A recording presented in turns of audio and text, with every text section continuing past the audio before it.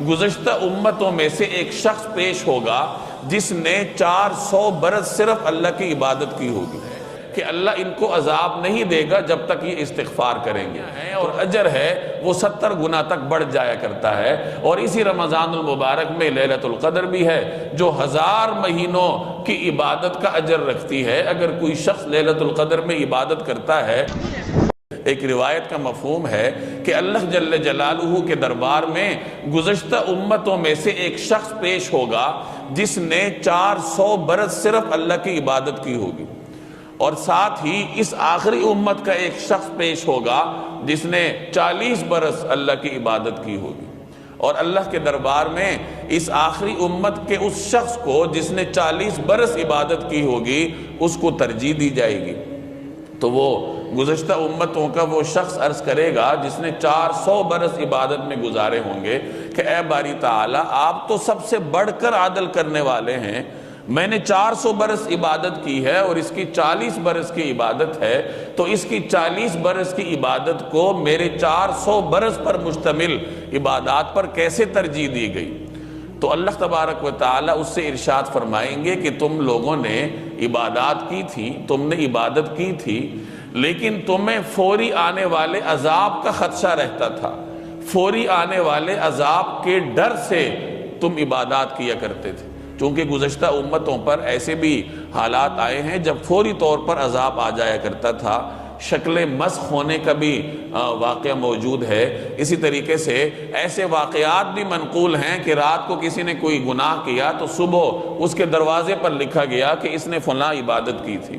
تو اس قسم کی فوری سزاؤں کا رجحان ان زمانوں میں، ان امتوں میں موجود تھا۔ تو اللہ جل جلالہ اس سے یہی ارشاد فرمائیں گے کہ تم نے عبادات کی ہیں، ضرور کی ہیں، لیکن تمہیں فوری آنے والے عذاب کا دھڑکا لگا رہتا تھا،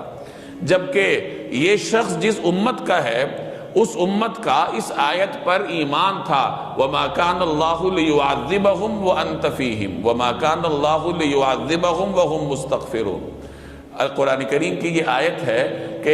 اللہ تبارک و تعالی ان کو عذاب نہیں دینے والا جبکہ آپ یعنی رسول اللہ صلی اللہ علیہ وسلم ان کے درمیان ہیں۔ گویا نبی کریم صلی اللہ علیہ وسلم کا بابرکت وجود اس امت پر سے عذاب اٹھانے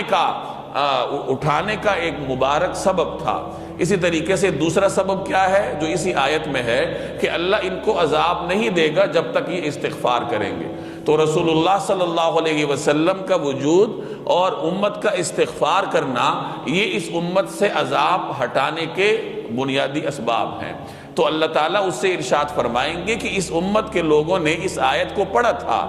کہ جب تک یہ دو چیزیں ان کے درمیان ہیں، یہ لوگ استغفار کرنے والے ہیں، تو اللہ کا عذاب ان کے اوپر نہیں آئے گا۔ گویا ان کو یقین تھا کہ جب ہم استغفار کر رہے ہیں تو ہم پہ عذاب نہیں آئے گا، اور اس کے باوجود یہ عبادات کرتے تھے۔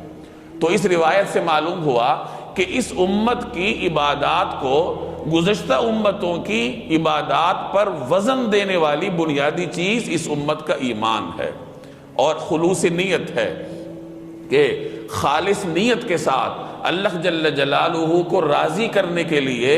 اس امت کے افراد جو عبادات کرتے ہیں تو اللہ جل جلالہ کے ہاں وہ عبادات اگرچہ دورانیے میں کم ہیں، گزشتہ امتوں کی سینکڑوں برس کی عبادات پر حاوی ہیں۔ اور دوسرا بنیادی سبب جس نے اس امت کی عبادات کو قیمتی بنایا وہ اللہ جل جلالہ کی رحمت ہے، کہ اللہ تعالیٰ نے اپنی رحمت سے اس امت کی تھوڑی عبادات کو زیادہ اجر دینے کا وعدہ کیا ہے، اور تھوڑی عبادات کو زیادہ اجر دینے کے لیے اللہ جل جلالہ نے مختلف اسباب بنا رکھے ہیں۔ کچھ عبادات پر فضیلت دی، کچھ اوقات کو دیگر اوقات پر فضیلت دی، کچھ مہینوں کو دیگر مہینوں پر فضیلت دی۔ جیسے رمضان المبارک کا مہینہ ہے کہ اس میں ہر عمل کی جو نیکیاں ہیں اور اجر ہے وہ 70 گنا تک بڑھ جایا کرتا ہے، اور اسی رمضان المبارک میں لیلۃ القدر بھی ہے جو 1000 مہینوں کی عبادت کا اجر رکھتی ہے۔ اگر کوئی شخص لیلۃ القدر میں عبادت کرتا ہے تو گویا اس نے 1000 مہینوں میں عبادت کی۔ تو ایک رات میں عبادت کرنے والے اس امت کے شخص کو 80 برس یا 80 برس سے بھی زیادہ برس کی عبادت کا ثواب مل جاتا ہے۔ اب اگر کوئی شخص اپنی زندگی میں 10 رمضان پاتا ہے، 20 رمضان پاتا ہے اور وہ ان رمضان کے لیلۃ القدر میں عبادات کرتا ہے تو آپ 80 کو ضرب دیتے جائیے، اور اس طریقے سے اللہ تبارک و تعالیٰ کے ہاں اس امت کے معمولی سے اجر کو بڑھا چڑھا کے درج کیا جاتا ہے۔ تو یہ 2 بنیادی وجوہات ہیں جن کی وجہ سے اللہ جل جلالہ نے آخری زمانے میں آنے والی اس امت کی مختصر زندگیوں کا تدارک فرمایا ہے کہ اگرچہ زندگیاں مختصر ہیں، عبادات کا وقت کم ملے گا، عبادات پر صرف کیے ہوئے لمحات گزشتہ امتوں کے مقابلے میں کم ہوں گے، لیکن اللہ جل جلالہ کے ہاں ان کی قدر و منزلت بڑھ جائے گی۔